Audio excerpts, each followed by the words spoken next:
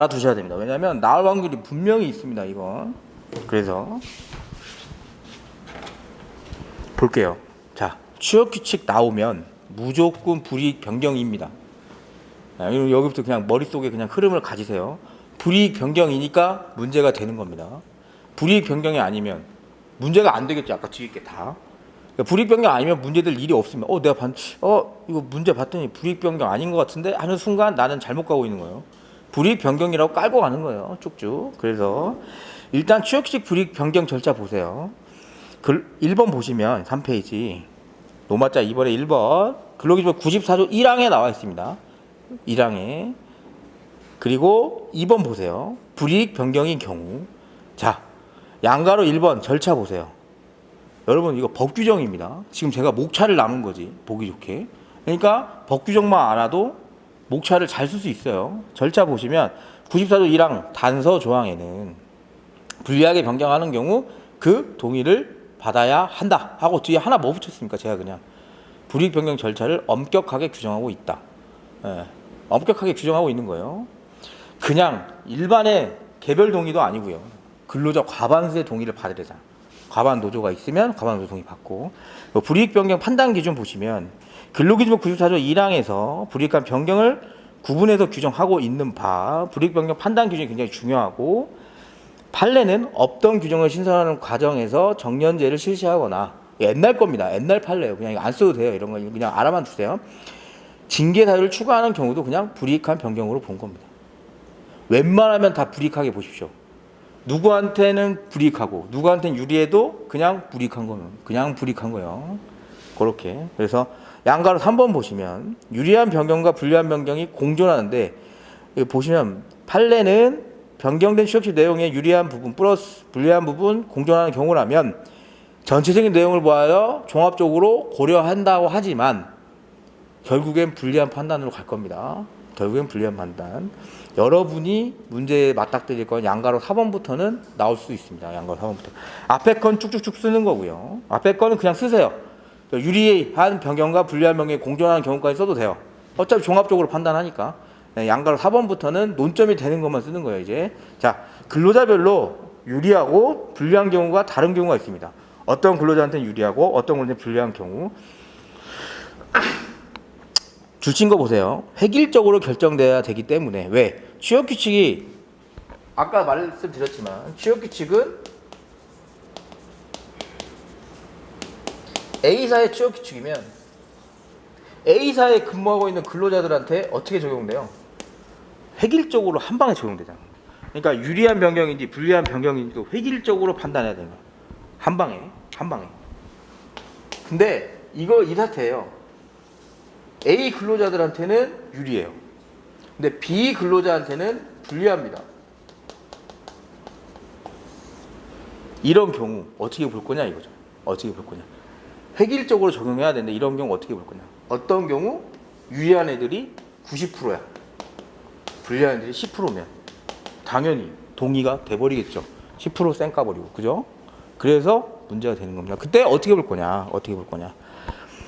판례는 획일적으로 결정되어야 할 것이고, 또 이러한 경우 취업시 변경이 근로자의 전체적으로 유리한지 불리한지 객관적 평가하기 어렵기 때문에 어떻게 같은 개정에 의하여 근로자 상호 간의 이불리에 따른 이익이 충돌되는 경우, 충돌되고 있죠. 이불리가.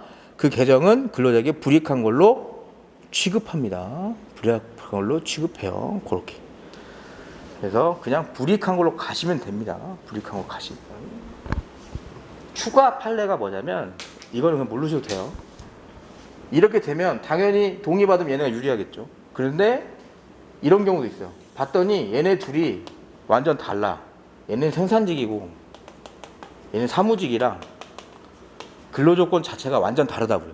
그러면 따로따로 동의받는다. 이런 판례도 있습니다. 따로따로.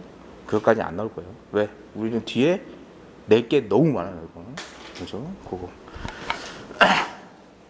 3번 동의의 주체 보시면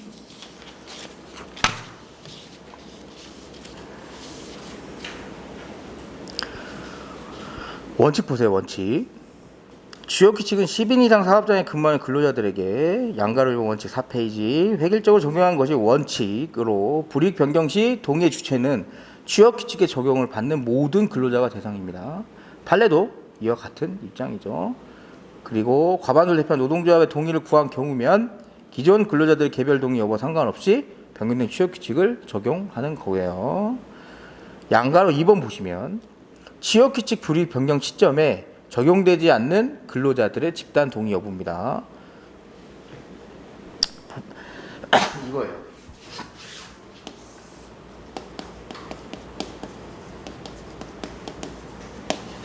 요 취업 규칙은 뭐 과장급 이상만 적용이 돼요. 만약에 조항 중에 과장급 이상만 상여금 원래 추석 상여 추석이니까 내일 추석이니까 추석 상여를 원래 한 100만 원 받았어. 근데 과장급 이상부터 앞으로 10만 원으로 줄인대요. 돈 줄이면 무조건 불리한 겁니다, 여러분. 돈 줄이면 무조건 불리해요. 이거 따지지 마세요. 상여금 줄이고 불리한 겁니다. 평가 안 하다가 평가하는 거 뭐예요? 평가 안 했어. 근데 갑자기 평가한대. 불리한 거야. 난 그냥 가만히 있는데 왜 평가해? 그죠? 우리 수업 듣다가 시험 안 보다 시험 보는 거 불리한 겁니까? 좋은 거. 자, 추석상에 이렇게 하면 이거 일단 불리한 겁니다. 근데 현재 과장급 이상들만 동의를 받으면 돼요? 아니면 앞으로 과장이 될 사람들도 동의를 받아야 돼요? 시간이 지나면 과장급까지 올라가겠죠. 그래서 미래 앞으로 적용받을 사람들한테도 동의를 받는 겁니다. 이런 경우 그게 판례예요. 그게. 그래서 직군별로 적용되는 취업규칙이 다른 경우라면 양가로 2번 밑에요. 직군별 동의를 받는 것이 상식에 부합하지만 하나의 근로조건에 적용을 받는 사업장에서 불이익한 변경 시점에 해당 취업규칙을 적용받지 않도록 이거 알아두세요. 그 적용이 예상되는 집단의 경우에는 장래 변경된 취업규칙 적용이 예상되는 집단을 포함해서 동의 주체를 포함시키는 겁니다. 과장은 자연스럽게 된다고 보고 다 포함을 시키는 거예요. 그래서 그 적용이 예상되는 집단이라는 문구를 좀 잘 알아두십시오. 4번 보시면 동의 방법인데 요거는 나올 수 있습니다. 내기가 너무 좋아요. 판례가. 앞에 거는 중구난방 문제가 살짝 있어요. 그래서 그것보단 동의 방법을 내지 않을까. 그래서 동의 방법은 나온 적 없어요. 아직. 나온 적 없으니까 더 나올 수 있어요. 원칙 보시면 근로기준법 94조 1항입니다. 근로기준법 94조 1항은 진짜 계속 써주는 거예요. 취업규칙 나오면 아무 생각하지 말고 그냥 쓰세요. 불이익한 변경의 경우 근로자 과반수 출신의 노동조합이 있는 경우에 그 노동조합 조문 긁은 거예요. 없으면 근로자 과반수 동의를 얻어야 되는데 과반수 대표를 할 수 있는 과반수가 있는 경우라면 과반수 동의를 구하면 충분하다는 입장에 판례가 있습니다. 이건 당연한 건데 판례가 그냥 한 번 더 확인해 준 거고 양가로 2번부터 보세요. 이건 잘 보셔야 됩니다. 이때부터. 그러면 과반 노조가 없는 경우예요. 과반 노조 없는 경우. 과반 노조 없어. 오케이. 동의를 받는데 어떻게 동의를 받았으면? 어떻게 동의를 받았냐면 그래? 오케이. 내가 동의 받으면 되는 거 아니야? 알았어. 딱 나섰습니다. 자, 직원들이 9시에 다 모여서 총회에 참석을 했어요. 만약에 총회처럼. 사장이 나왔습니다. 우리 회사가 지금 어렵기 때문에 여러분들의 월급을 20만 원씩 깎겠습니다. 반대하는 사람 손들어. 돼요? 왜 안 돼? 내 건데? 안 되죠. 안 되죠. 이런 거. 그죠? 이런 거예요, 지금. 그래서 최소한의 판례가 야, 설마 그렇게 하는 멍청한 기업은 없으니까 머리를 썼겠죠. 그래서 어떻게 했냐면 예전에 많이 했던 게 이게 서명 돌리는 거 많이 했어요. 회사 관계자가 보고 있고 서명하세요. 봤는데 왜 안 했지? 이런 서명 방식 많이 하고 그리고 각 부서의 장들한테 동의받아 오세요. 많이 했어요. 그죠? 그래서 판례가 어떻게 했냐면 야 최소한 이 정도는 거쳐라. 한 게 요 밑에 판례 원칙. 그래서 앞으로 여러분들은 동의 방법 나오면 이런 문제점이 있어서 이런 판례가 나왔구나 생각하면 쉬워요. 우리가 최소한 어떤 의견을 취합할 때 우리 국회에서도 그렇죠. 국회의원들이 이거죠. 같은 당에서 우리 당이 150명이야. 분명히 우리는 150표가 나와야 되는데 110표가 나오는 경우 허다합니다. 알아? 몰라요. 누가 했는지. 그래서 그런 과정을 다 넣어놓은 겁니다. 적어도 의견을 교환하고 그 의견을 취합해보고 그 의견을 결정을 해서 생각해보는 단계는 거쳐라, 이런 거예요. 그래서 요거 지금 보면 대신 아까처럼 누가 있으면 안 돼요. 사장이 있으면 안 되지. 앞에 회의해봐, 여기서 해봐, 내가 보고 있을게, 안 되죠. 그래서 줄친 거는 잘 보세요. 사용자 측에 개입이나 간섭이 배제된 상태입니다. 지배 개입이라고 쓰면 안 돼. 지배 개입은 어제 뭐였어요? 부당 노동행위의 일환이었고, 여러분 지배 개입이라고 쓰면 안 됩니다. 사용자의 개입이나 간섭이 배제된 상태입니다. 지배 개입 아니에요. 그래서 개입이나 간섭이 배제된 상태에서 근로자 상호 간에 의견을 교환하고 그 찬반 의견을 집약을 해서 전체적으로 취합하는 방식도 허용이 됩니다. 이 정도는 거쳐야 되는 거예요. 사용자 넌 빠지고 우리끼리 의견 조율해서 찬반 투표 해보고 그거 표로 본 다음에 의견 취합해서 올리는 방식, 이 정도는 해라. 그래서 그러면 이게 문제가 되겠죠. 오케이, 의견 교환. 근데 야, 사장이 여기 해봐, 나 안 볼게, 간섭 안 해, 지배 안 해, 안 볼게. 이 위압감 들죠. 위압감. 얘 꺼져 있어야죠. 나가야지. 그죠? 그래서 사용자의 개입이나 간섭이 배제된 상태가 어떤 정도인지를 판단하는 겁니다. 판례는. 그러니까 여러분 판례 볼 때 좀 추상적인데, 아까 보호가치 추상적이죠. 그러니까 다시 밑에 진행가 보호가치 이익은 이거다, 영업비밀 플러스 이런 거다 하잖아요. 똑같아요. 추상적인 의미니까 풀어주는 거 밑에서. 그래서 사용자 측이 근로자들의 자율적이고 집단적인 의사결정을 저해할 정도로 명시 또는 무시적인 방법으로 동의를 강요하는 그 경우를 의미합니다. 아까처럼 막 써있거나 반대하면 정말 큰일 날 거다, 이런 식으로. 근데 단지 이런 건 돼요. 실제 사례입니다. 이런 건 월급을 좀 줄일게요, 우리 여러분, 이렇게 해놓고 여러분도 아시다시피 코로나로 우리가 굉장히 힘들다. 그래서 영업이익이 많이 줄었고 실제 경영상 해고를 해야 되는데 여러분들이 도와주면 딱 1년만 월급 20%씩 감봉하고 내가 1년 후엔 여러분 월급 40%씩 올려주겠다. 이런 건 돼요. 이런 설명 정도는 됩니다. 반대하는 건 어쩔 수 없지만, 그죠? 그런 느낌이에요. 그래서 설명하고 홍보하는 데 그친 경우는 사용자 측에 부당한 개입이나 간섭이 있었다고 볼 수 없다라는 입장입니다. 그래서 요건 잘 봐주세요. 나오면 판례를 내가 이게 너무 안 본 거예요. 만약에 나는 이게 작년에 나와서 취업규칙이 안 낼 줄 알고 나왔는데 나왔다. 그러면 생각을 해보면 돼. 방금 상황을. 어떤 상황? 그러면 판례가 써지죠. 어느 정도 써질 겁니다. 어느 정도. 완전 정확하게 쓰면 너무 좋은데 사람이라는 게 완전 정확하게 쓰긴 힘들어요, 솔직히. 그러면 말만 되게 쓰면 됩니다. 그죠? 대신 아까 사용자의 지배, 간섭이 배제된 상태처럼 뭔가 판례가 그 문구를 해석하려고 하는 그 키워드는 틀리면 안 돼. 네. 왜냐하면 그 키워드만 보고 있거든요. 누가? 채점자들이. 그죠? 그렇게. 최근 판례는 보시면 이것만 보세요. 사용자는 줄친 것부터 부분적 회합을 통한 의견 취합을 하더라도 전체 근로자들의 회합이 있었던 것과 마찬가지로 근로자들의 집단 의사를 확인, 형성할 수 있도록 상당한 조치를 취할 의무가 주어진 겁니다. 의무가 누구한테 주어진다? 사용자한테. 그러니까 최근 판례는 의사를 집단 이거예요. 그러니까 최근 판례는 부분 전체적으로 취합한 게 아니고 니네 부서끼리 잘 취합해서 가져와. 대신에 이런 절차는 잘 가지고 있어. 하면 인정한다는 이 판례가 아니고 사용자한테 그렇게까지는 할 수 있게 네가 조치를 취해야 돼. 이런 의미예요. 그것까지 들어가는 겁니다. 그래서 이건 조치를 취할 의무가 꼭 들어가야 됩니다. 포인트가 있어요. 판례는 수험가에서는 이거 그냥 뭉개 써도 점수 줄 거예요. 왜? 채점만 해도 잘 모를 수 있거든. 자세히 보면 판례가 원하는 게 다릅니다. 이건 지금 사용자한테 조치 의무까지 강제를 하는 거. 그래서 네가 나서서 이런 절차는 거치게 해. 이런 것까지 가는 거예요. 그거까지. 그래서 5번 보시면 동의를 받지 못한 취업식 불이익 변경. 이제 우리가 실질적으로 시험 문제 준비하는 게 나오는 겁니다.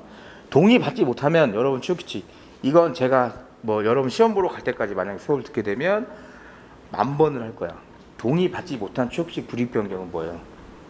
무효입니다. 무효야.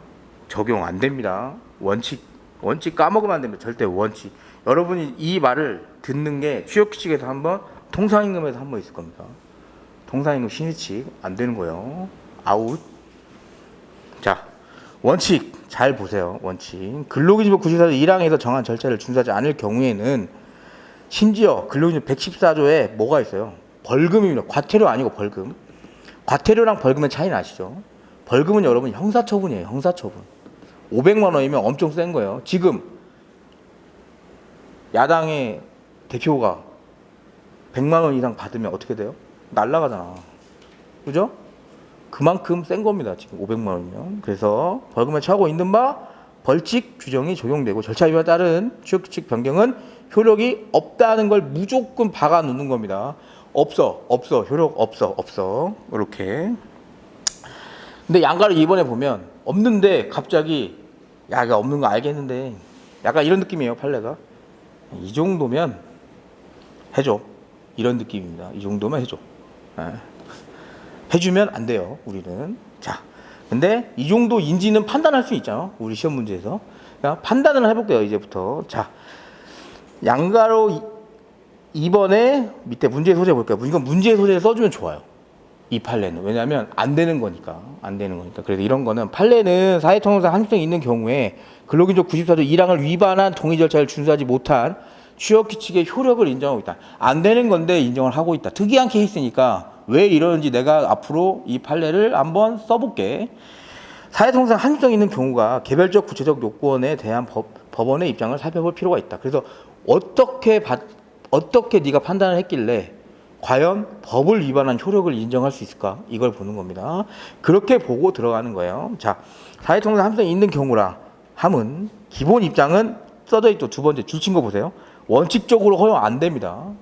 지들도 사회통합상 한입성 할 때 원칙 뭐라고 해요? 허용 안 된다 라고 깔고 있어요. 그러니까 우리는 이 판례를 쓸 때도 계속 허용 안 되는데 이거 써야 돼요. 그래서 줄친 거 보면 당해 조항의 법적 주범성을 시인할 수 있을 정도로 사회 통념상 한입성이 있는 경우에는 인정을 해줄 건데 어떤 경우라고 보냐면 동의가 없다는 이유만으로 그의 적용을 부정시킬 수 없다는 입장을 취하면서 동그라미 2번이 이제 여러분이 암기를 해야 됩니다. 앞에 거는 플로우입니다. 앞에 거는 플로우예요. 흐름 동그라미 2번 보시면 넘어가시면 6페이지 사회통념상 한익성 유무는 취업규칙의 변경에 의하여 근로자가 있게 되는 불이익의 정도.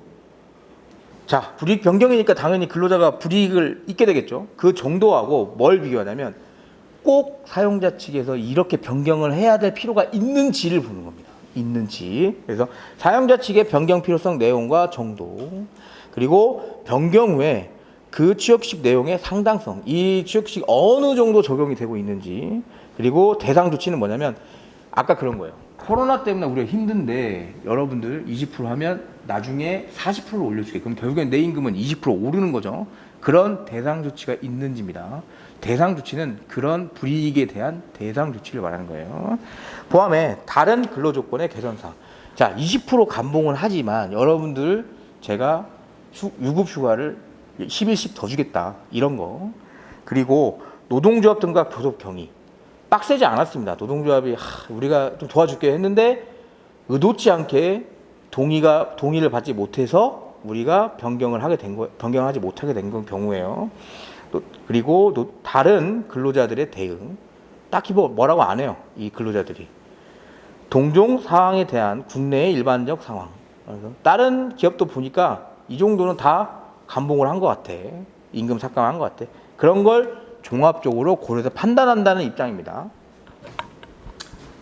절대 인정하면 안 돼요. 절대 인정하면 안 됩니다. 판단을 해주세요. 이 요건에 따라서.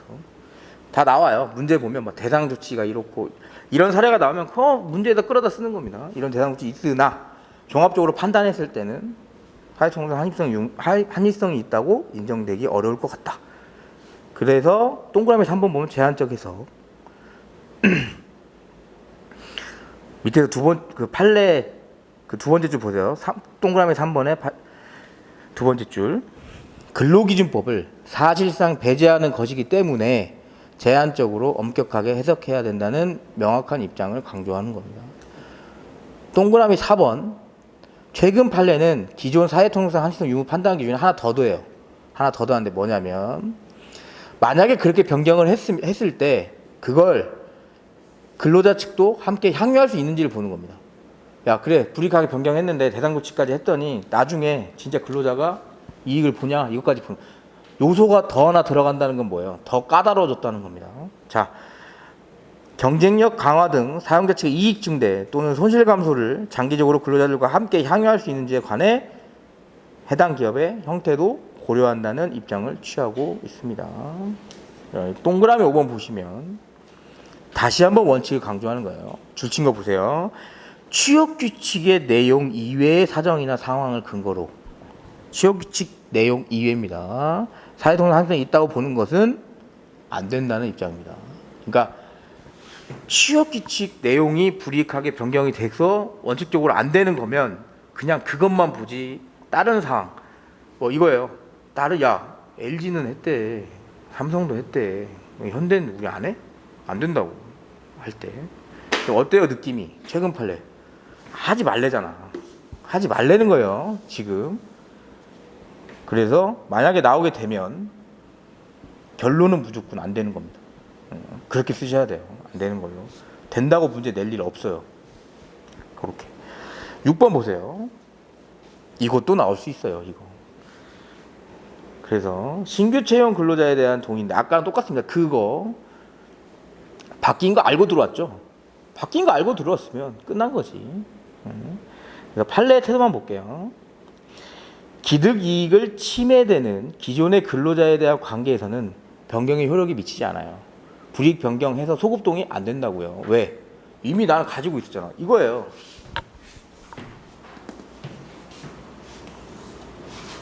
동의하고 22년 9월 1일 이후 입사자부터는 10만 원 준대.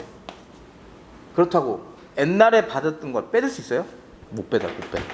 못 뺐습니다. 그걸 기득이득.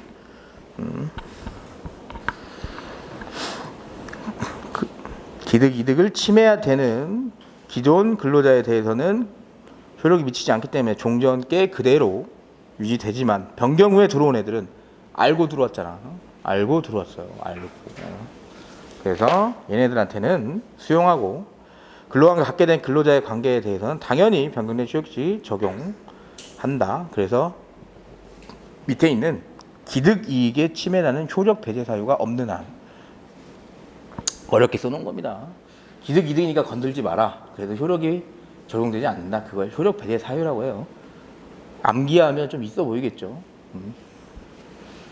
그 정도. 그래서 소급 동의 보시면 이것도 나오기 힘듭니다. 이것도 나오기 힘들어요. 퇴직금에 대한 문제가 좀 있기 때문에 아직까지 좀 힘들어요. 이거는 퇴직금 자체를, 원래 퇴직금은 언제 생겨요? 근로관계가 종료되면 생기는 거예요. 이건 퇴직금 없는 건데 지금 자꾸 소급 적용하려고 하니까 문제가 되는 거예요. 단체 협약을 체결한 경우 줄친 거 보세요. 기득 이익을 침해하게 되는 기존의 근로자에 대하여 종전의 퇴직금 지급률 적용되어야 함을 알았는지 여부 관계없이 원칙적으로 그 협약 적용을 받게 되는 기존 근로자에 대하여 변경된 퇴직금 지급률이 적용돼야 한다는 입장이다. 근데 이건 뭐예요? 단체 협약으로 정한 겁니다. 취업규칙 불이익 변경보다는 단체 협약으로 때려 박아버린 거예요. 밀어붙인 겁니다. 상위법으로. 좀 달라요. 알아만 두세요. 나오기 힘듭니다. 그래서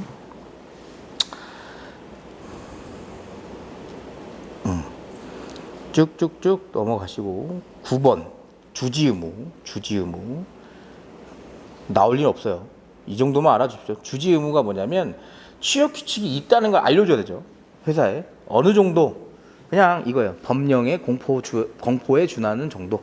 우리 TV에서 뭐 이거 법 개정됐습니다 이렇게 하면 국회 사이트나 법제처 들어가면 개정법 딱 뜨죠. 그 정도.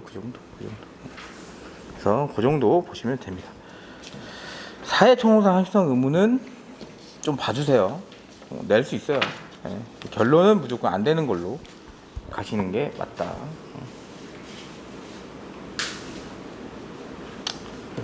자, 위양예정 금지. 이건 3년 안에 무조건 나옵니다.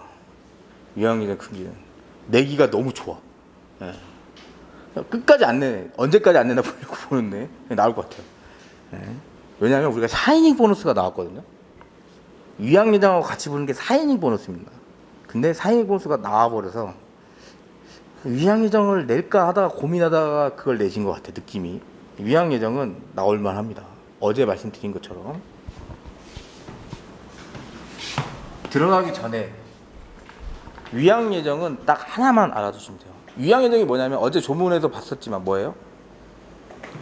근로할 거를 조건으로 해가지고 이거 근로 안 하면, 원래 위양예정은 이거예요. 근로 안 하면 모르겠고 1억 내놔, 이겁니다. 이거 지금 안 되는 겁니다. 안 되는 거예요. 왜? 내 마음이지 네가 뭔데, 그죠? 근데 그게 아니고 우리 노동법에서 문제된 건 이거예요. 얘 너무 괜찮은 것 같아. 얘가 일 시켜보니까 똘똘해. 그래서 키워볼까? 그래서 야, 내가 너 서울대학교 대학원 보내줄게. 대신 뭐 학비 이런 거 내가 내줄게. 생활비 해줄게. 대신에 학위 마치고 오면 우리 회사에 2년 있어야 돼. 없으면 이거 다 토해내야 돼. 근데 딱 2년 하고 왔습니다. 회사에 1년 정도 있다 보니까 어때요? 날 부른 데가 너무 많아. 가볼까?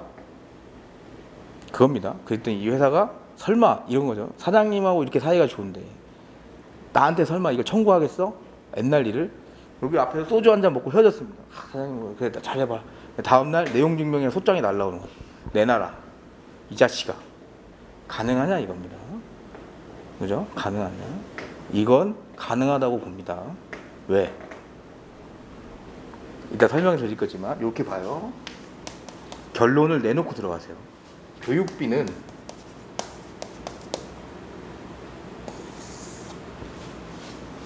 사용자가 선 지출을 하고 의무 복무 기간을 다하면 그 선 지출한 비용을 면제해 준다는 약정입니다.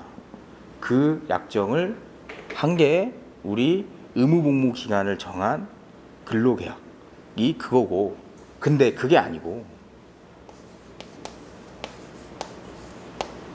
임금을 줬어요. 100만 원씩 생활해야 되니까. 이 임금은 뭐예요? 내가 이 회사 소속으로 대학원을 다니면서 공부를 전업으로 하고 있지만 어쨌든 기업에서 소속돼서 임금을 받고 있는 거죠. 기업에 이건 반환을 할 필요 없어요. 임금이니까 내 이 기업 소속으로 받은 거니까. 근데 이건 내놔야겠지. 면제 약정이 그거니까. 그래서 실제 요 두 개를 다 다퉜지만 판례에서는 이건 주고 이건 안 돼. 이겁니다. 결론 알고 들어가세요. 알고. 그렇게 나올 수 있습니다. 나올 수 있어요. 답이 명확하기 때문에 나올 수 있습니다. 이건. 자, 보시면 노마자 2번 보세요. 20조 무조건 쓰는 겁니다. 하지만 20조와 직접적으로 막 이렇게 확 관련이 있는 거 아니에요. 판례가. 왜? 교육비니까 교육비. 자, 노마자 3번 판례 태도 볼게요. 원칙. 약정의 취지가 약정한 근무기간 이전에 퇴직하면 그로 인하여 사용자에게 어떤 손해 발생할 필요 없고, 이거예요. 아까 나간대 1억이야 1억 써놨지 봤지 보여? 안 된다고요. 안 돼요. 이게 뭐다? 근로기법 20조 위반이다. 20조 위반이다. 근데 2번은 관련된 겁니다. 이제 의무 복무 기간을 채우지 못하는 경우에 임금 반환. 그동안 받았던 임금 토해내. 안 돼요. 임금을 한 번 주면 끝입니다. 끝. 그래서 미리 정한 근무기간 이전에 퇴직했다는 이유를 마땅히 근로자에게 지급해서 임금을 반환하기 위한 취지, 이것도 아웃. 우리가 중점적으로 봐야 될 건 3번이죠. 3번. 자, 의무기간을 채우지 못한 교육 목적의 연수비, 기용, 기타 비용의 상환입니다. 상환. 이런 경우도 있죠. 의무복무기간이 2년이면은 내놓을만 한데 의무복무기간이 2000년이야 아마. 네 자손 제대로 안 되겠죠. 그런 걸 보는 겁니다. 오케이, 반환하는 거 알겠는데 기간 좀 보자고 우리가. 야, 이거 말이 되냐고 이게. 그죠? 그런 거. 자, 줄친 거 보세요. 교육훈련 또는 연수를 위한 비용을 우선 지출한 거예요. 누가? 기업이 우선 지출하고 실제 지출된 비용의 상환 의무를 부담하기로 하되 일정한 기간 동안 근무하면 야, 갚지 말라고. 오케이, 이거면 나 너 본전 찾은 것 같아.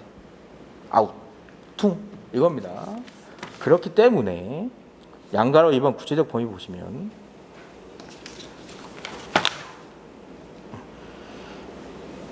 그렇기 때문에 취지가 인정된다는 거예요. 인정되고 양가로 이번 구체적으로 이제 그럼 어떻게까지 봐야 되는지 봐주는 겁니다. 양가로 이번 보시면 줄친 거 근로자의 자발적 희망과 이익까지 고려해. 이게 무슨 말이냐면 사용자가 찍어서 교육시키는 애 말고 공고를 냈는데 나 갈래요 해서 이렇게 된 애까지도 해주겠다 이거예요. 의무복무기간 해서가지고 고려하여 근로자가 전적으로 공동으로 부담할 비용을 사용자가 대신 지출한 것으로 평가되고 약정 근무 기간 및 상환해야 할 비용이 합리적이고 타당한 범위 내인 겁니다. 교육비 들어간 것만 내놔야지 교육비 곱하기 100배 막 이런 거 안 된다고요. 2배 안 돼요. 아셨죠? 그렇게. 그래서 꼭 알아서요. 꼭. 참고 판례는 이거예요. 왜 근로기준법 20조가 문제가 됐는지, 왜 근로기준법 20조를 만들어 놨는지 뭐예요? 직장 선택의 자유 헌법상에 보장되어 있습니다. 강제근로 금지예요, 여러분. 그것 때문에 그래요. 주신 거 보시면 근로자가 퇴직의 자유를 제한받아 부당하게 근로의 계속성을 강요당하는 것을 방지하고 직장 선택의 자유를 보장하기 위한 겁니다. 그래서 그렇게 밑에 당구장 표지 잠깐 보시면 이게 나왔는데 나온 게 아니고 이걸 많이 보시더라고요. 근데 글쎄 요건 좀 사례가 달라요. 설명을 드리면 기업 매각을 시도를 했어요. 기업 매각을 시도를 했는데 이거를 근로자들이 반대하지 않은 조건으로 위로금을 받은 겁니다. 한 800 정도 받은 걸로 알고 있어요. 위로금을 받았습니다. 근로자가 8개월 안에 퇴사하는 경우에 일부를 반환하기로 했습니다. 800만 원 받았는데 매각이 안 되려면 8개월 정도 회사를 유지를 하고 있어야 되는 거예요. 근데 8개월 안에 퇴사를 한 겁니다. 이런 경우가 있어요, 여러분. 이렇게 보시면 돼요. 우리 용역 계약을 체결할 때 A사가 E사랑 체결할 때 최소 고용 유지 인원 50명이라고 적어뒀고 50명이 한 명이라도 누락되면 계약을 해지하겠다 이런 계약이 꽤 많습니다. 실무 가시면. 그러면 얘네 쪽에서 이렇게 하면 안 되지만 다른 업체로 바꾸려면 어떻게 해요? 얘네 근로자 꼬셔가지고 다른 업체한테 다 빼가요. 그러면 50명 떨어지죠. 그러면 아웃시키는 거. 이렇게 많이 해요 실제. 근데 비슷한 거예요. 8개월 정도 유지를 하려고 계약 기간에 8개월 남았겠지. 매각 안 되려고 유지하려고 했는데 8개월 동안 다니기로 해놓고 위로금 받고 나간 겁니다. 위로금 받고 나간 거예요. 여러분 이거 임금, 교육비 관련 있습니까? 조금 결이 다릅니다. 위양예정하고 엮으면 안 돼요 이건. 그냥 알아만 두세요 그냥. 그렇게 근로기준법 위반 아니고 위양예정도 잘 아닙니다. 지네 둘끼리 얘기한 거지. 그래서 그 정도 알아주세요. 보시는 분들이 좀 있길래 아마 시험 다투는데 다른 강사님이 다 보면 나도 보겠지.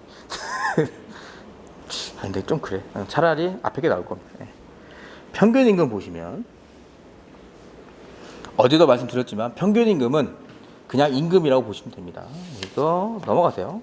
조항 있고 쭉쭉 판례가 있어요. 저기 판례. 근로의 대가인데 보시면 판례는 사용자가 근로자에게 지급하는 10페이지 2번의 첫째 줄이에요. 지급하는 금품이 임금에 해당하려면 그 금품이 근로의 대상으로 지급되는 것으로서 근로자에게 계속적 정기적으로 지급되고 그 지급에 관하여 단체협약 취업규칙 등에 의해서 사용자한테 지급 의무가 있는 겁니다. 근로의 대가 플러스 지급 의무가 있는 거예요. 이렇게 알아주세요.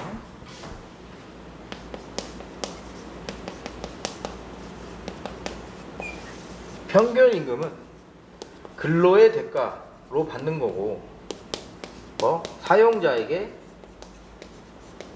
지급 의무가 있는 겁니다. 이거는 9페이지 보시면 법조항에 있습니다. 2조 2랑 5호 임금이란 뭐예요? 근로의 대가로 근로자에게 임금 그 밖에 명칭으로 지급하는 모든 금품. 사용자에게 지급 의무 있다는 건 쓸 수 있겠죠.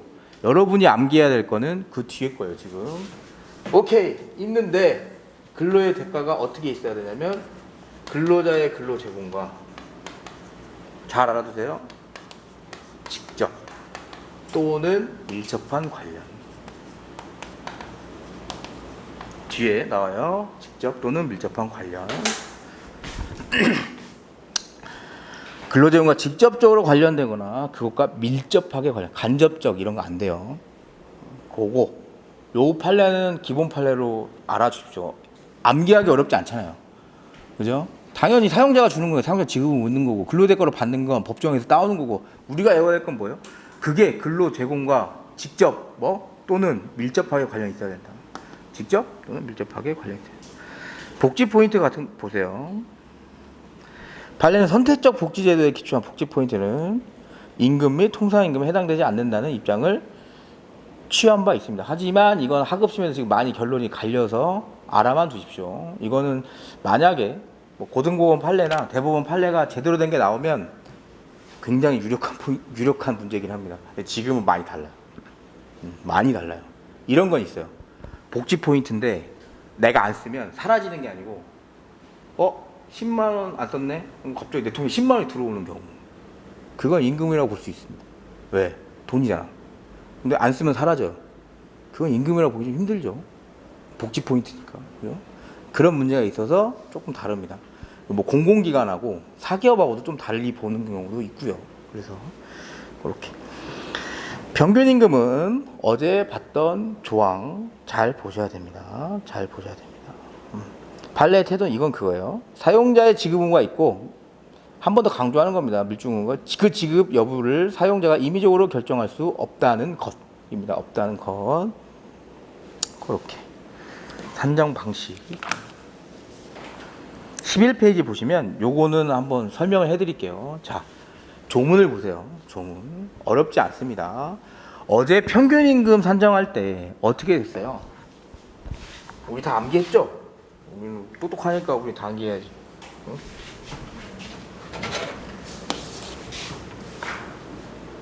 시작. 저도 잘 몰라요.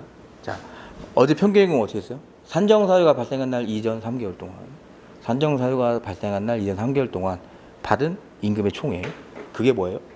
분자로 들어갔습니다. 그러면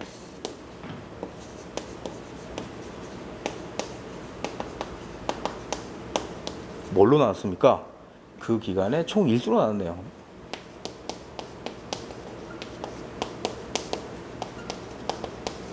짠! 그러면 1일 평균임금이 나왔죠. 저건 뭐냐면 아래에 있는 기간은 여기서도 빼고 여기서도 빼자 이겁니다. 아래에 있는 기간은. 그러면 평균임금이 낮아질 확률이 있나요? 없어요. 여기 있는 기간을 빼고 여기 있는 기간 빼고 실제로 쟁행이 무급이죠.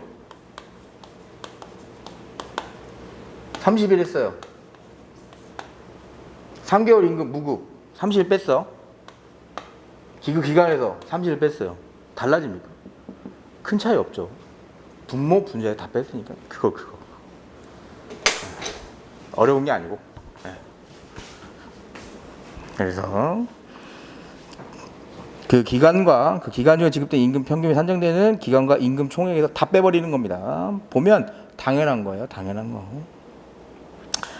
1번 수습기간 빼요. 금액이 너무 낮으니까. 2번 사용자 규칙사유 휴업한 기간 빼요. 출산 전후 휴가 빼죠.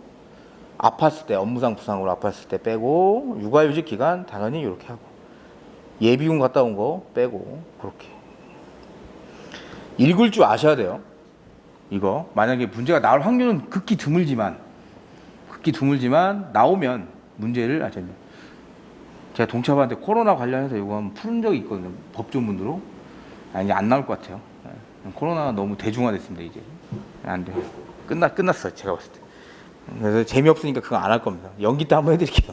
재밌긴 해. 신박합니다. 제가 딱 논리 짜고 대단한데? 이렇게 생각했었습니다. 안 나올 것 같아. 그래서 뺐어요. 그냥 자료에서. 네. 양가로 2번 보시면 수습기간 중에 평균임금 산정인데 이건 뭐냐면 이건 그냥 알아만 두십시오. 여러분 평균임금의 개념은 뭐예요? 아까 저건 계산 방식이고 개념은 평상시에 내가 생활할 때 필요한 임금이라고 보시면 돼요. 생활할 때 필요한 임금.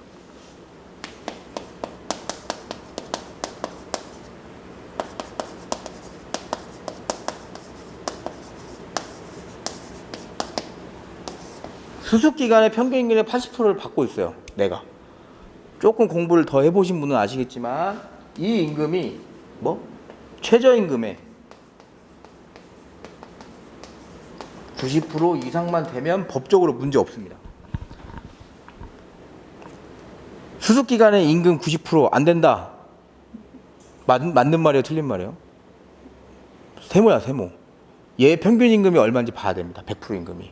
얘 100% 임금이 최저시급이에요. 그러면 평균임금의 80%면 최저시급의 90% 미치죠. 그러니까 안 되는 거고. 근데 얘 월급이 1,000만 원이야. 1,000만 원 받는데 수습기간 800만 원 받는데 그럼 많이 받네. 그죠? 상관없죠. 그래서 이 사람 월급이 1,000만 원이라고 할게요. 1,000만 원 받으면 여러분 세금 떼면 얼마 떼는지 아세요? 세금 떼면 한 200 떼입니다. 200. 300 뗄걸? 소득세까지 하면. 대단해. 네. 자, 근데 판례는 뭐냐면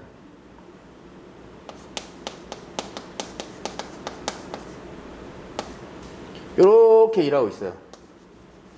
여기 수습기간 끝났어요. 정직원 이렇게 일하다가 여기서 평균임금을 산정한 사유가 발생을 했어요. 그러면 아까 시행령 6조가 들어가서 요 기간 뺀다는 겁니다. 요걸로 보겠다. 근데 판례는 뭐예요? 아씨 여기서 끝난 거예요. 수습기간에서. 난 한 번도 정직원이 된 적이 없습니다. 그러면 어떻게 해야 돼? 뭘 어떻게 해? 네가 받았던 게 이거잖아. 이거. 그죠? 연구기간 같은 경우에는 수습기간이 2년 정도 됩니다. 2년. 연구, 개발. 여기 좀 되게 좀 빡센 데 있죠? 그러니까 이게 이럴 수 있습니다. 절대 하면 안 되는 게 여러분. 공부할 때 깊게 생각하면 안 됩니다. 야, 평균임금 산정한 사유가 퇴직금 말고 또 있나? 별로 없습니다, 생각보다. 그러면 산정 사유가 발생하는 게 도대체 뭐지? 왜 궁금해? 문제는 아니에요. 이거 연구기간이 좀 길어서 그래요. 1년이 넘어.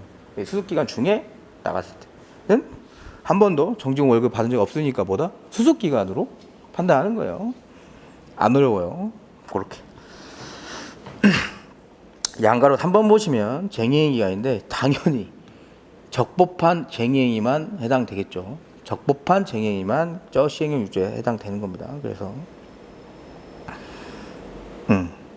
그 정도 보시면 돼요.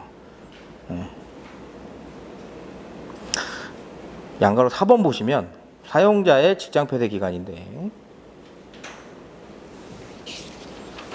넘어가시고 요거 보세요. 동그라미 2번 판례.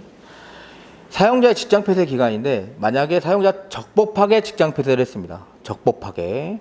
그러니까 근로자들이 쟁행위를 했는데 위법해. 그래서 적법하게 사용자가 직장 폐쇄 빵 했습니다. 직장 폐쇄하면 사용자한테 이득은 뭐예요? 임금을 안 줘도 돼. 그죠? 그럼 평균 임금을 줄여줄 수 있냐 이겁니다. 보면 판례는 적법한 직장 폐쇄를 한 결과 근로자에 대해 임금 지급 의무를 부담하지 않는 기간은 원칙적으로 같은 조항 제6조 6호의 기간에 해당한다. 그래서 시행령 6조가 적용된다 이겁니다. 시행령 2조 1항이 적용된다 이거예요. 그래서 근로자들이 위법한 쟁의행위 참가기간 겹치는 경우라면 직장 폐쇄 기간이 위법한 쟁의행위하고 참가된 경우가 겹친다면 근로기준 시행령 2조 1항 6호의 기간에 포함됐어. 이게 무슨 말이냐면 직장 폐쇄는 적법한데 근로자 애들이 위법한 쟁의행위를 했어요. 그러면 그냥 기간은 이렇게 돼요. 이거 보면 이거부터 보세요. 2조 2조 2랑 6호의 쟁예인 기간은 정당한 쟁예에만 해당돼요. 아까 판례가 그랬죠. 그러면 이 쟁예인 기간이 정당하지 않으면 무슨 문제가 생기냐면 아까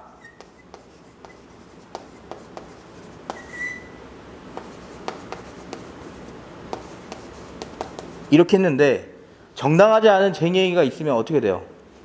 임금은 빵이야. 직장패드 정당하게 했으니까. 한 달 했어요. 그러면 임금은 마이너스 30일. 기간은 안 빼도 되지. 왜? 쟁예인이가 위법하면 저 기간에 해당 안 되니까. 그러면 평균 임금이 쫙 떨어지겠죠? 쫙 떨어집니다.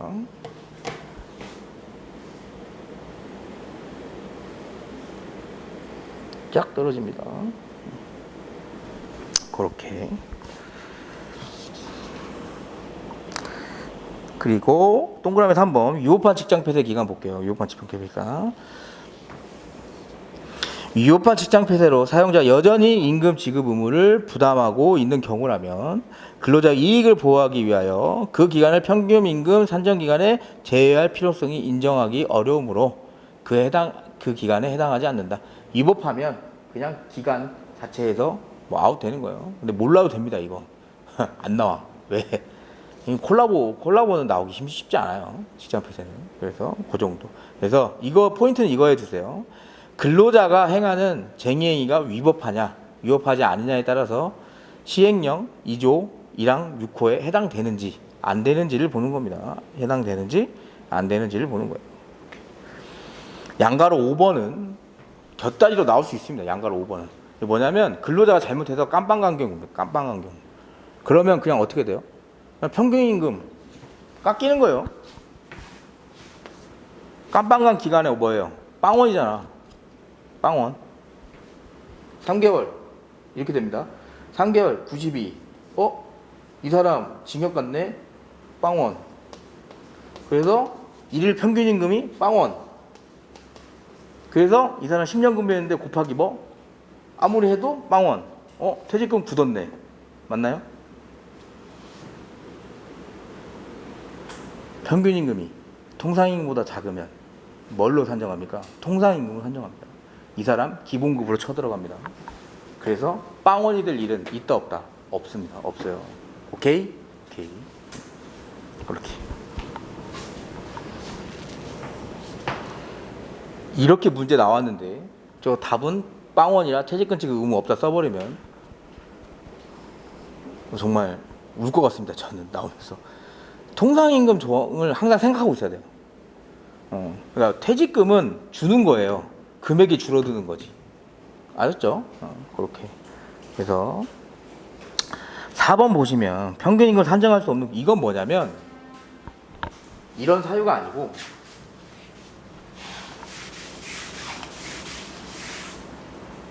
이 사람이 1년 일했는데 월급이 1회.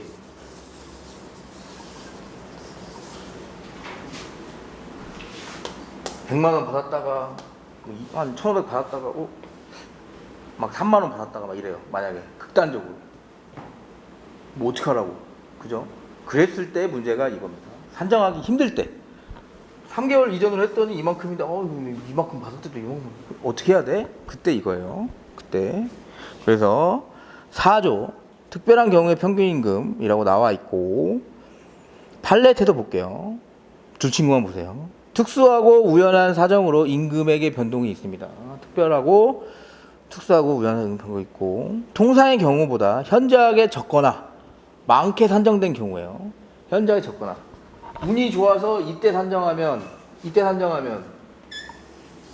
평균임금 많겠죠. 근데 이때 산정하면 적겠지, 그죠? 그러니까 그러한 경우에 예외적인 경우라면 아예 이 기간을 빼버립니다. 읽어볼게요. 이를 기초로 퇴직금 산출하는 것은 근로자의 통상적인 생활임금 기준을 퇴직금 산출하고자 하는 근로기준 정신이 비추어 허용될 수 없을 것이므로 근로자의 통상적인 생활임금을 사실대로 반영할 수 있는 합리적이고 타당한 방법으로 평균임금을 산정하여야 한다. 뭐냐면 실제 하급심에서 이럴 경우 어떻게 했냐?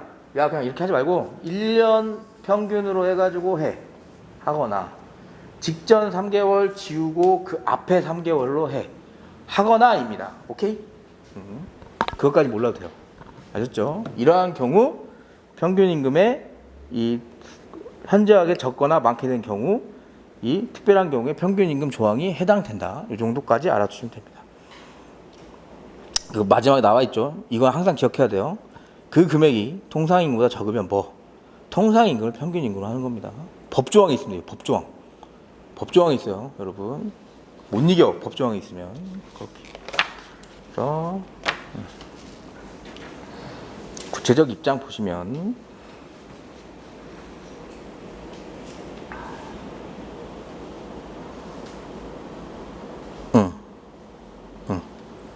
판례는 평균 임금을 산정할 수 없는 경우 및 현저하게 적거나 많은 경우도 함께 고려하고 있으며 의도적인 행위로 평균 임금을 높게 산정한 경우 동일 직종의 근로자들의 임금 수준을 고려하여 해당 기간을 제외할지를 결정하는 겁니다.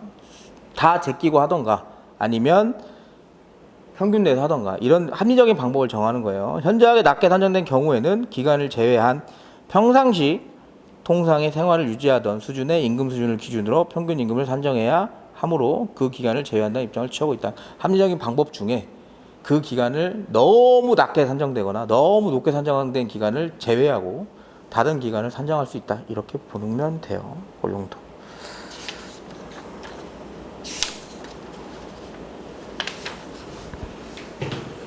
조금 빨리 해야겠네.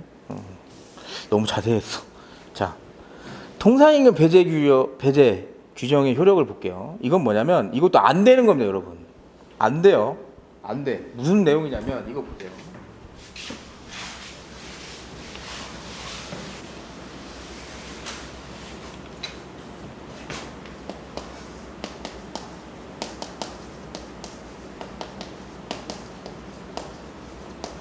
원래 통상임금에 해당되는 거예요. 근데 뭐다? 양 당사자, 기업하고 근로자들 노조 사이에 뭐다? 원래 통상임금에 해당되는데 야 이거 배제하자.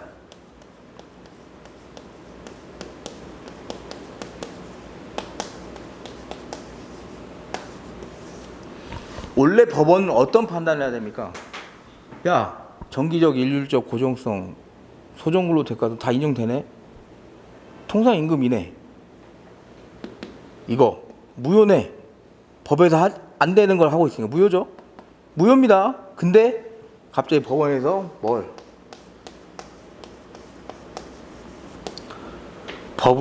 법 있는 거 알겠는데 우리 둘이 이제 신의칙이라는 게 있어. 이 정도면 인정해줬으면 좋겠어.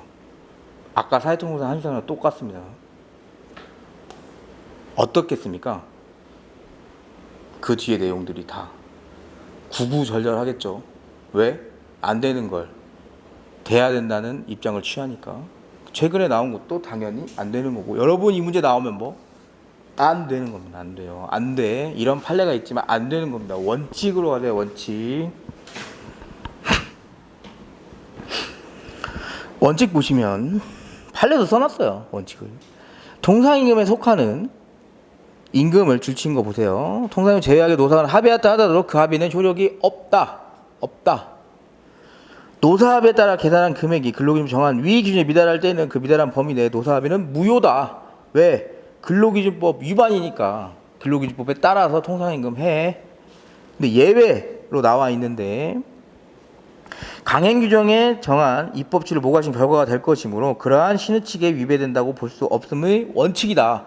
안 된다고요. 신의칙 인정 안 해줘요 원래. 근데 줄친 거 뒤에 부분 보시면 근로기준법의 강행 규정성에도 불구하고 신의칙을 우선하여 적용하는 것을 수긍할 만한 특별한 사정이 있는 예외적인 경우에 하나여 인정해주겠다. 이런 식으로 나온 겁니다. 판례가.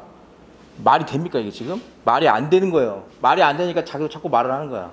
미안한데 이런 느낌이야. 아 진짜 이런 오케이 알지. 당연히 이렇게 되면 강행복주 뭐 있으나 마나잖아. 또 법 어겨도 양당나서 합의 인정해주면 어겨도 되네. 민법에도 나올걸요 이거. 뭐 이렇게 신의칙 그렇구나 이렇게 하다가 이제 그거예요 막판에 또. 근데 미안한데 이번만 좀 이렇게 인정합시다 이런 느낌입니다. 근데 이건 좀 사안이 특이하긴 해요. 판례 보기 전에 양 당사자 서로 오해를 했어요. 해당 안 되는 줄 알았어. 둘 다 이미 해당 안 되는 줄 알고 합의를 한 겁니다. 그리고 이걸 인정해주면 회사가 망했습니다. 통상임금 인정해준다고 회사가 왜 망해? 자,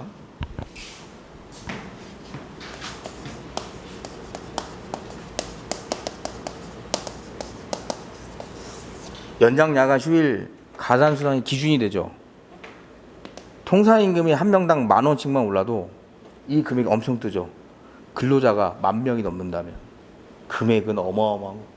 그죠? 실제 되게 큰 기업인 거 아시죠? 무슨 판례인지 아실 거예요. 그래서 진짜 기업이 휘청했습니다. 그래서 이제 그거는 그렇게 보는 거예요. 그래서 구체적 검토 보시면 이 내용이 잘 들어가면 돼요. 오인한 나머지, 둘이 오인한 겁니다. 오인한 나머지 넘어가시고 14페이지 밑줄 거 노사 간 합의한 임금 수준을 훨씬 초과하는 예상외의 이익을 추구하고 있고 노조가 사용자에겐 이걸 잘 써주세요. 예측하지 못한 재정적 부담을 지워 중대한 경우에 진짜 망할 뻔했습니다. 여기 기업의 존립 위기를 위태롭게 한다면 근로자 측의 추가 법정 부상 청구는 신체 위배되어 받아들일 수 없다는 입장입니다. 네. 그래서 양가로 4번은 다시 한번 엄격해서 강조하는 겁니다. 강행 규정보다 신의칙 우선 적용할 것인지 판단하는 것은 신의칙 위반되는지 신중하고 엄격하게 판단해야 된다. 하지 말라 이겁니다. 네. 이게 또 웃긴 거예요. 안 하기로 해놓고 법정 부상 청구한 겁니다. 네. 근데 또 대법원까지 갔어. 그런 느낌으로 보시면 돼요. 전직부터는 조금 쉬었다 하겠습니다.